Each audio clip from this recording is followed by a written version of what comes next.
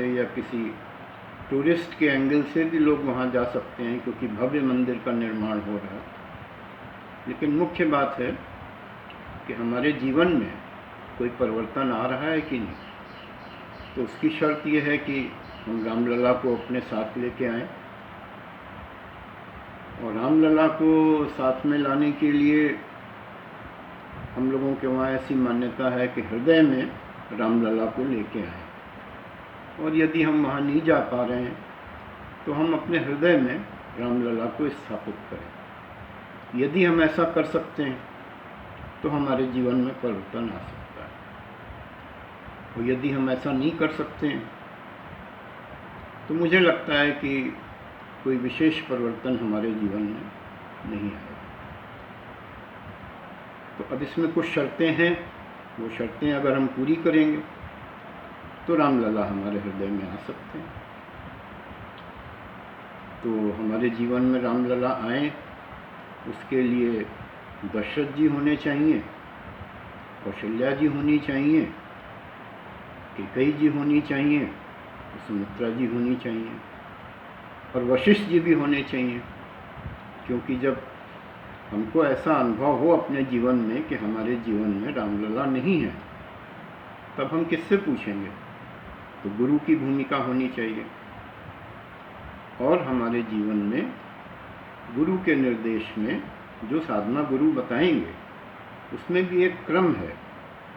आप सभी को पता है कि वो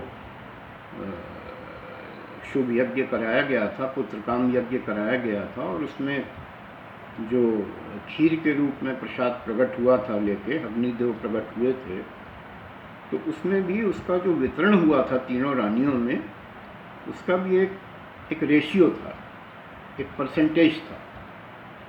वही रेशियो हमारे जीवन में भी होगा। तो ज्ञान शक्तिश्च कौशल्या सुमित्रोपासनात्मिका क्रिया शक्तिश्च कैकेयी वेदो दशरथो नृपा। इसका अर्थ ये हुआ कि वेद उन तीनों ज्ञान भक्ति कर्म का गवर्नर है। वहाँ से ये ज्ञान भक्ति कर्म हमारे जीवन में वेद की जो भावना है वहाँ से संचालित होगा, जो वेद का निर्देश है। और वेद का निर्देश का अर्थ यही हुआ कि रामचरितमानस भी वेद का ही। तो रामचरितमानस में अंत में कहा गया है कि छहों शास्त्र सब ग्रंथन को रस। तो वेद शास्त्र को सामान्य व्यक्ति यदि नहीं भी पढ़ सकता तो वो रामचरितमानस में तो वही है ना, उसी का रस है। तो वो उससे हमारा ये ज्ञान भक्ति और कर्म जब जीवन में समन्वय होगा तो उसमें आधा भाग कौशल्या जी को दिया गया है, और 25% भाग कैकेयी जी को दिया है, और 25% जो बचा है वो दशरथ जी ने उसका 2 हिस्से किए हैं, 12.5% और 12.5%, और वो कौशल्या और कैकेयी जी को छुआ के, यानी कि उनकी आज्ञा लेके सुमित्रा जी को दिया गया है। तो यही रेशियो हमारे जीवन में जब होगा, और वशिष्ठ जी होंगे, गुरुदेव होंगे, और उनके निर्देशन में हम अपने जीवन में साधना करेंगे तो रामलला हमारे हृदय में आ सकते हैं। वो रामलला वहाँ पे पहले भी थे, जब ये मंदिर नहीं था पहले भी रामलला थे, और रामलला वही रहेंगे जब ये मंदिर बन जाएगा। वो रामलला में हमको रामलला के दर्शन हो रहे हैं कि नहीं, ये बहुत ही महत्व का विषय है। तो इस विषय में एक छोटी सी बात कहता हूँ कि जब ये शंकर जी का सती जी से विछोह हो गया तो भगवान राम शंकर जी के पास निवेदन करते हैं कि अब आप पार्वती जी से विवाह कर लीजिए। तो शंकर जी कहते हैं कि सिर धर आयस करिए तुम्हारा। भगवान राम से कहते हैं कि आपकी आज्ञा मेरे सिर पे है। तो भगवान राम कहते हैं नहीं, अब उर राखियो जो हम कहूँ, आप हृदय में इसको धारण करिए। तो इसका अर्थ ये है कि हृदय में हमारा ये भक्ति का केंद्र है, और हृदय का एक प्यूरिफिकेशन, एक शुद्धिकरण होगा तो ही रामलला वहाँ पे आएंगे। और हमको रामलला दिखने भी चाहिए, जिस रूप में रामलला वहाँ विराजमान है उस रूप में हमको रामलला दिखने भी चाहिए। तो इस संदर्भ में अगर आप देखें तो एक भरत जी का प्रसंग है। तो वो नंदीग्राम में बैठ के राजकाज चला रहे हैं और चित्रकूट गए थे, वहाँ से भगवान राम की खड़ाओं लेके आए थे। तो तुलसीदास जी ने बहुत ही विस्तार से वर्णन किया, वो अलग अलग लोगों को अलग अलग रूप में वो खड़ाओं दिख रही है, दोनों खड़ाओं दिख रही हैं। किसी को रा और माँ अक्षर दिख रहे हैं, तो किसी को वो 2 किवाड़े दिख रहे हैं अयोध्या की रक्षा के लिए, और तमाम वो लंबा वर्णन है।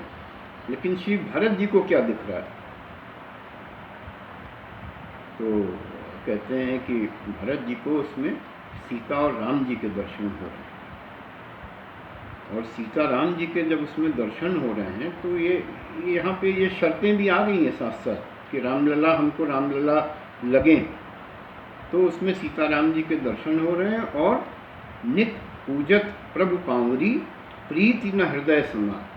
अब जितने भी प्रसंग आप रामचरितमानस में देखेंगे उसमें ये स्नेह, प्रीति, प्रेम, भगवत प्रेम, ये अलग अलग शब्दों का अंतर हो सकता है, लेकिन उसका सूत्र वही है, एसेंस वही है। तो नित पूजत प्रभु पावरी प्रीति न हृदय समात, मांग मांग आयस करत राजकात बहुमा।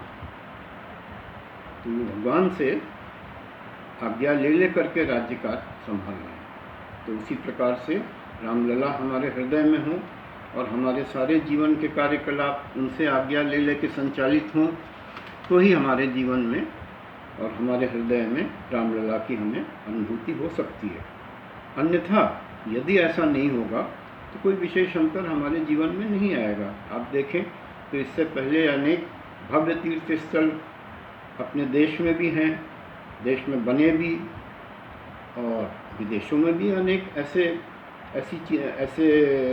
बिल्डिंग्स कह लीजिए, या ऐसे चर्च कह लीजिए, या ऐसे मंदिर कह लीजिए बने। लेकिन जीवन में उसका परिवर्तन तभी आएगा जब ये शर्तें पूरी हों, और उसमें हृदय का, बाहरी हृदय का भी प्यूरिफिकेशन की बात डॉक्टर्स करते हैं कि हृदय में हमारे सही ढंग से रक्त संचार हो, तो हमारे जीवन से फिर एनिमल फूड बंद होना चाहिए। एनिमल फूड को उस अर्थ में देखें तो एनिमल फूड बंद होना चाहिए, दूध बंद होना चाहिए, और वो रिप्लेस किससे होगा?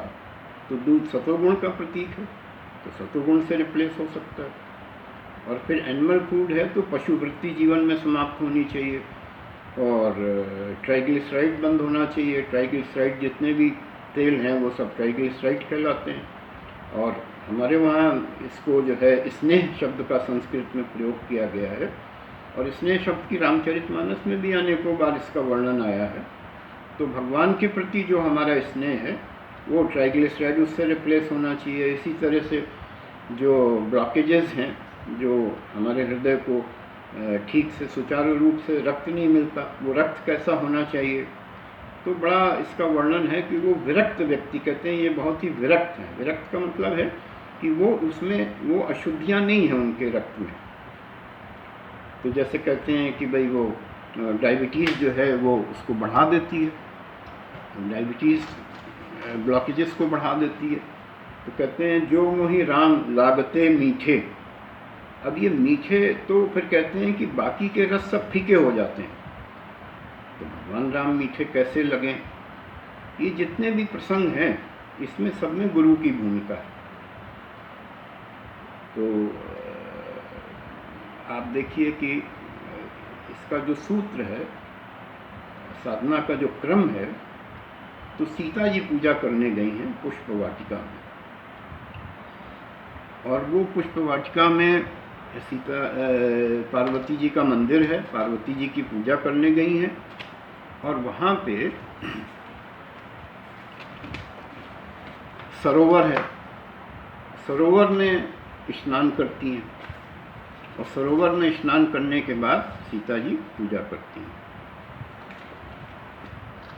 तो तुलसीदास जी कहते हैं